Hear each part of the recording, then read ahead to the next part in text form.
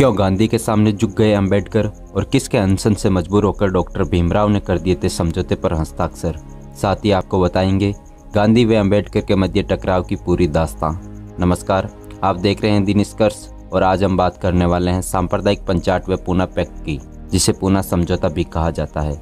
आप सब जानते होंगे कि भारत पर राज करने की एक ही नीति हमेशा अपनाई गई है और वो है फूट डालो राज करो। अंग्रेजों ने इसी नीति से शासन करते हुए तत्कालीन भारत के बहुसंख्यक हिंदुओं और अल्पसंख्यक अन्य समुदायों को 1919 के भारत परिषद अधिनियम द्वारा विभाजित करने के लिए सांप्रदायिक निर्वाचन प्रणाली शुरू की, जिसके तहत सबसे पहले भारत में मुस्लिमों को मतदान का अधिकार दिया। इसके बाद सुधार के नाम पर कई कानून आए और सांप्रदायिक खाई को और गहरा करते हुए धर्म के नाम पर लोगों को आपस में लड़वा दिया।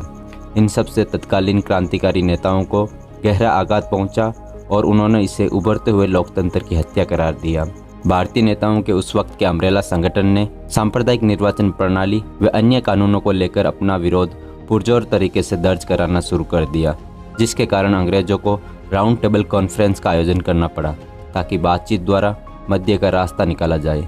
पहले राउंड टेबल कॉन्फ्रेंस का आयोजन लंदन में 1930 को हुआ, जिसमें डॉक्टर भीमराव अंबेडकर ने भाग लिया, लेकिन कांग्रेस की ओर से भाग नहीं लेने पर मार्च 1931 को गांधी इरविन समझौता हुआ, जिसमें महात्मा गांधी ने मांग रखी कि जो राजनीतिक बंदी है उन्हें छोड़ा जाए और बदले में अंग्रेजों ने गांधी से दूसरे राउंड टेबल कॉन्फ्रेंस में भाग लेने को कहा। 1931 के दूसरे राउंड टेबल कॉन्फ्रेंस में दलितों के प्रतिनिधि के तौर पर डॉक्टर अंबेडकर ने दलितों के लिए तर्क देकर कहा कि दलित हिंदुओं का भाग नहीं है, वो भी अन्य समुदायों मुस्लिम, ईसाई व सिखों की तरह अलग समुदाय हैं, इसीलिए इन्हें भी अलग सांप्रदायिक निर्वाचन प्रणाली में हिस्सा देने की मांग रखी।